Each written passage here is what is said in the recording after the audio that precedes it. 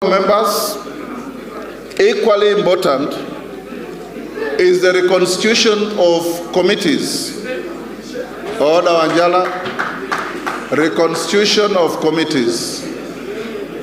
2 weeks ago, I saw in the papers that there is panic as Speaker Weta reconstitutes committees. I want to make it very clear. The Speaker does not constitute any committees.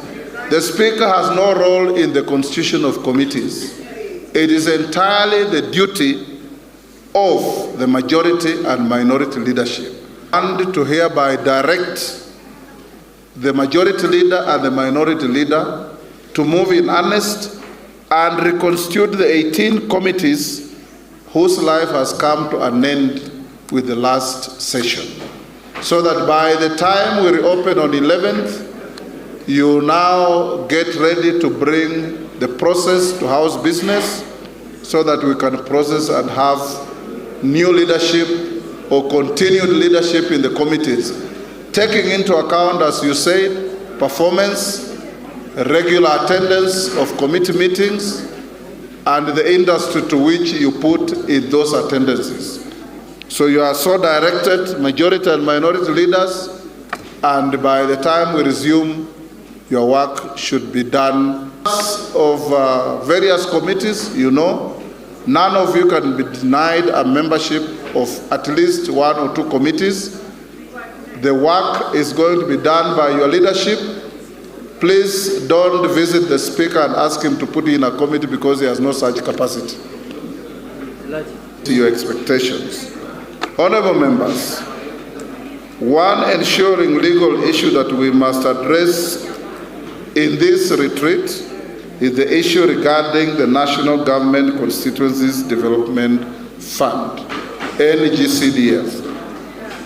You recall that last year, the High Court declared NGCDF Act unconstitutional and held that the fund and all its projects and programs shall cease to operate next year. This matter has certainly far-reaching implications for service delivery to our people. Honorable members, as you are aware, the NGCDF has been instrumental in funding projects that improve education, infrastructure, and community development. As the matter unfolds in the Court of Appeal, we must prepare to engage constructively and explore alternative solutions to ensure that the development at the constituency levels do not stall. This morning, the team has been before the Court of Appeal, and they have made some positive developments in the matter. As you may remember, in the last session as a House, we also grappled with the issue of fake news, which often threaten to misinform the public on various issues touching on our mandate. And speakers before me have touched on this. I'm glad to note that as a House, we ensure that the public was appraised regularly through various fora, including online platforms on our workings as the National Assembly. This has fostered transparency and accountability and boosted public confidence in the work of the House. Despite this, however, the issue of fake news remains a challenge, and moving forward, the House must move towards leveraging on technology to keep the public well informed accurately and correctly. Suffice to say, my heart sank recently, in fact last week, to see even our own members fall into the trap of circulating fake news without verifying the information.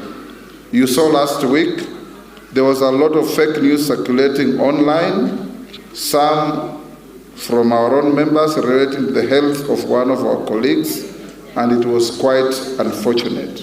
I want to assure you that the Honorable Malulu Njendi is in hospital and he is recovering steadily. Members, we also have the issue of IEBC, the reconstitution of IEBC. We have lost a lot of time because of being embroiled in court. We do not know whether there will be possibility in delimiting boundaries You know very well that the 290 constituencies are embedded in the Constitution, so no new additional constituencies can be created. The only constituency that may be created is if, due to demographic profiles, IEBC may create new constituencies by hiving off from one to another to create constituencies. But they will not create any additional numbers. So if they get time and do that, it's you as members of Parliament to assist them. As your members, we also have the issue of IEBC. The reconstitution of IEBC. We have lost a lot of time because of being embroiled in court. We do not know whether there will be possibility in delimiting boundaries. You know very well that the 290 constituencies are embedded in the Constitution, so no new additional constituencies can be created. The only constituency that may be created is if, due to demographic profiles, IEBC may create new constituencies by hiving off from one to another to create constituencies. But they will not create any additional numbers. So if they get time and do that, it's you as members of Parliament to assist them. As you are aware, the President gazetted the selection panel. They were sworn in yesterday. As PSC, we are going to provide them with the secretarial services, and we want them to get on to work urgently so that we get IEBC in place. Honorable members, I'd like to express my gratitude to the committees for their dedication in fulfilling their oversight responsibilities. We greatly appreciate the immense effort members invest in conducting business within our respective committees where we sit in. However, I would like to challenge the departmental committees to promptly identify and address topical issues to ensure they are not taken up and dominated by the Senate. Honorable Speaker, is important because we have seen in the last 2 years many of our departmental committees, issues that are topical in the country, issues that concern the people we represent, being taken up by the other house. And Honorable Speaker, if you read the Constitution clearly, it is the National Assembly that represents the people. The Senate represents the counties. And therefore, topical issues on issues that touch on our constituents and on Kenyans, the first point of call should be the National Assembly. And this is only a task that those of us who sit in departmental committees, our chairs and our vice chairs can take up, so that we are not seen like the National Assembly is now being overshadowed by the Senate. Members, again,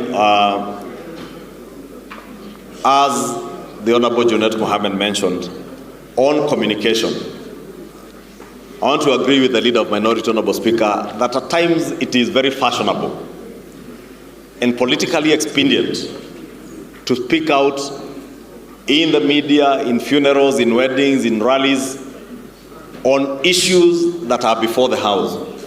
And it's important to remind honorable members that our own standing orders, because we must be a house of rules and procedures, and we pride ourselves that we are an institution of rules and procedures, and our own standing orders stop us from preempting debate on matters that are before the House. But in the last 2 years, we have seen members being tempted to often speak in other fora other than in the House on even legislative proposals that are before the House. And many of the members at Honorable Speaker, you see, speaking on issues that are before the House. When debate is ongoing, be it during second reading or in committee of the whole House, you will hardly ever find those members in the House. And I want to plead with all of us, let us be united in how we communicate on matters before the House or in our committees. It's therefore important to note that arising from your commitment in the House, honorable members, both in House business and in your committee work, we achieved significant milestones, including deliberating on and passing critical bills. Notably, at the tail end of the session, as I noted, we enacted key tax laws such as the Tax Procedures Amendment Bill of 2024, the Business Amendment Laws of 2024 that are now Acts of Parliament, and the Tax Amendment Bill of 2024 that is now the Tax Laws Act of 2024. Honorable members, in the third session, the House faced a number of challenges, including that almost brought our work as legislators to a standstill. For example, the issue of public participation was a major basis of litigation.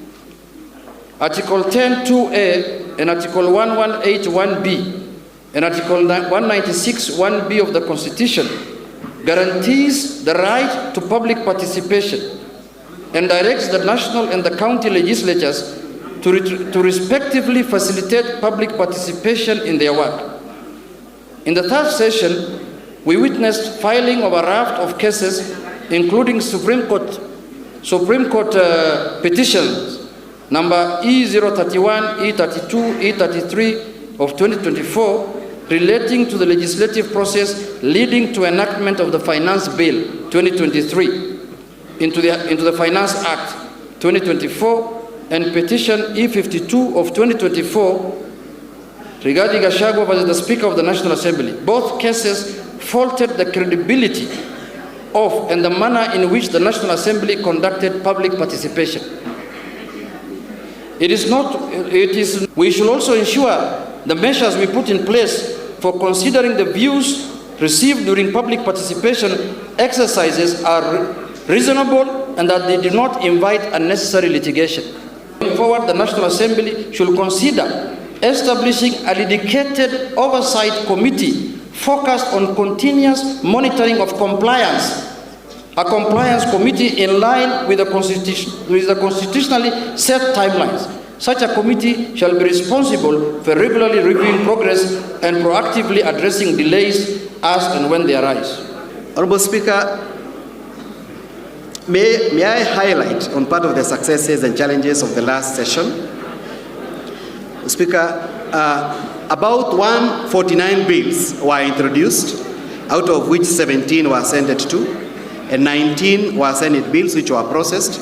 However, the Senate has asked us to also take time to prioritize Senate bills also, because we have not been doing so. Honorable Speaker, a number of bills were under mediation as the House went on recess, which are 7 of them. One which relates to the financing of county governments, Honorable Speaker, and we'll be seeking your guidance on the fate of that process now that 30 days have since expired. Honorable Speaker, the House considered 161 motions. 38 were still pending by the end of the last session. 85 persons were approved for appointment to various state and public offices.